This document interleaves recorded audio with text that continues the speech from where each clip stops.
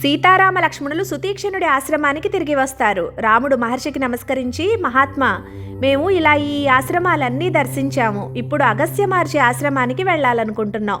మీరు అగస్త్య మహర్షి శిష్యులు కదా, మహర్షి ఆశ్రమానికి ఎలా వెళ్లాలో మాకు దారి చూపించండి అని అడుగుతాడు. సుతీక్షణుడు, రామ, ఇటుగా ఈ వైపుగా వెళ్ళాలి అంటూ దారి చెప్పి ఆయన కూడా తన దేహాన్ని వదిలి పైకి వెళ్ళిపోతాడు. సీతారామ లక్ష్మణులు అగస్త్య మహర్షి ఆశ్రమానికి వెళ్తారు. అక్కడ కొంతకాలం ఉంటారు. అగస్త్యుడు రత్న ఖచ్చితమైన బంగారు ధనుస్సుని రాముడికి ఇస్తాడు. రామ, ఇది రాక్షసులను సంహరించినప్పుడు ఆ శ్రీ మహావిష్ణువు ఉపయోగించిన ధనుస్సు. ఈ ధనుస్సు నా దగ్గర ఉంచారు. ఇప్పుడు నువ్వు తీసుకో రామా. ఇంకా ఈ బాణానికి తిరుగులేదు. ఇది నాకు బ్రహ్మ ఇచ్చాడు, బ్రహ్మాస్త్రం. ఇంకా ఈ అమ్ముల పొది ఇంద్రుడు నాకిచ్చాడు. ఇందులో అక్షయ తూణీరాలుంటాయి. దీనిలో బాణాలు వస్తూనే ఉంటాయి.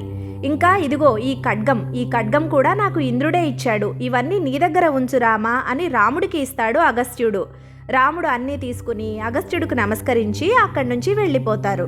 సీతారామ లక్ష్మణులు పంచవటి చేరారు. పంచవటిలో ఒక ఎత్తైన ప్రదేశం చూడగానే లక్ష్మణుడు వెళ్ళి చకచకా కుటీరం కట్టేస్తాడు. రాముడు అంటాడు, లక్ష్మణ, నువ్విలా నాకు తోడుగా ఉంటే నాన్న నాతోనే ఉన్నట్టుంది లక్ష్మణ.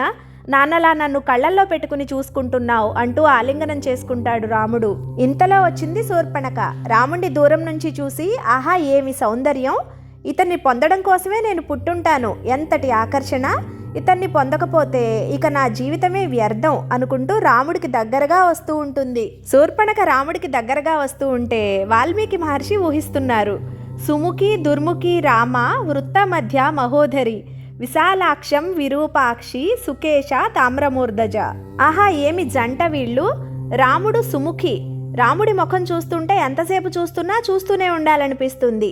ఈమె దుర్ముఖి, భయానకం. రాముడిది సన్నని నడుము. ఈమెది మహోదరి, బానకడుపు. రాముడు విశాలాక్షుడు, విశాలమైన కళ్ళు కలవాడు. ఈమె విరూపాక్షి, అంటే వికృతమైన రూపం. రాముడు సుకేశ, చక్కని కేశాలు కలిగినవాడు. రాముడికి చక్కటి నల్లటి ఒత్తైన గిరిజాల జుట్టుతో జడదారి ఆయన ముడివేసుకున్నా కూడా అలా చూస్తుండిపోతామట. ఈమె తామ్రమూర్ధజ, ఎర్రని జుట్టుతో ఎండిన గడ్డిలా ఉంటుందట.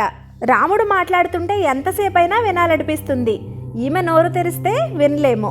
ఇంకా వయసుకొస్తే రాముడు మంచి యవ్వనంలో ఉన్నాడు. ఈమె ఎంతో వృద్ధురాలు. రాముడు ధర్మమే ప్రాణంగా ఉంటాడు. ఈమె పూర్తి అధర్మం అంటూ రాముడికి శూర్పణఖకి 10 లక్షణాలను పోలుస్తూ హాస్యంగా వర్ణిస్తున్నారు మహర్షి. శూర్పణఖ అలా నడుచుకుంటూ వెళ్ళి రాముడి ముందు నుంచుంటుంది. రాముడు చూసి, ఎవరమ్మా నువ్వు అంటాడు. నా సంగతి సరే గాని ఆమెవరు అంటుంది సీతను చూపిస్తూ. జయ శ్రీరామ్.